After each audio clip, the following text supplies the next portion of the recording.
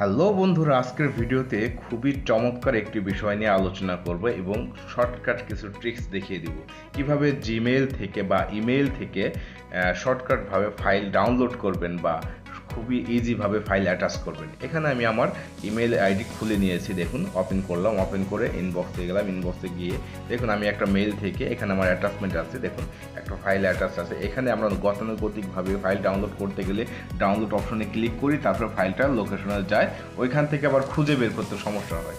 তো আমি প্রথমে ফোল্ডারটা সিলেক্ট করে নেবো, কোন ফোল্ডারে রাখবো সেই ফোল্ডার সিলেক্ট করে নেবো। তো সেই ফোল্ডার সিলেক্ট করার পর দেখুন এভাবে ফাইল থেকে এভাবে টান দিয়ে ওই ফোল্ডারে এনে ছেড়ে দিলেই আমার ফাইলটা অটোমেটিক ডাউনলোড হয়ে যাবে। দেখুন কত সুন্দরভাবে ইজিভাবে ডাউনলোড হয়ে গেল। আবার আমি যদি কোনো মেইল করতে যাই, মেইল করতে গেলে দেখুন আমি একটা মেইল করছি, টুতে দিলাম, দিয়ে সিসি, আমরা সিসি নর্মালি হাতে ক্লিক করি বা কার্সার দিয়ে ক্লিক করি।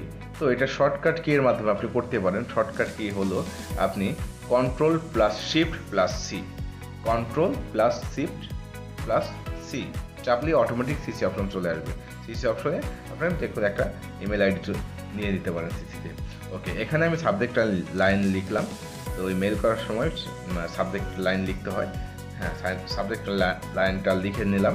তারপর এখন আমি এখানে একটা ফাইল অ্যাটাচ করব। তো গতানুগতিকভাবে যেটা করে মানুষ সেটা হলো এই অ্যাটাচমেন্টে ক্লিক করার পর ফাইল লোকেশন কোথায় আছে সে ওখান থেকে খুঁজে এনে তারপরে করে, সেটা সময় সাপেক্ষ। তো এত ঝামেলার দরকার নাই, জাস্ট আপনি ওই লোকেশনে যাবেন, লোকেশন থেকে ফাইলটা টান দিয়ে জাস্ট এখানে এনে ছেড়ে দিবেন। ছেড়ে দিলেই দেখেন আর সুন্দর করে অ্যাটাচ হয়ে গেল, সুন্দর করে, খুবই সিম্পলভাবে। তো এত ঝামেলার দরকার নেই। দেখুন আমার মেইল সেন্ড হয়ে গেছে। Thank you.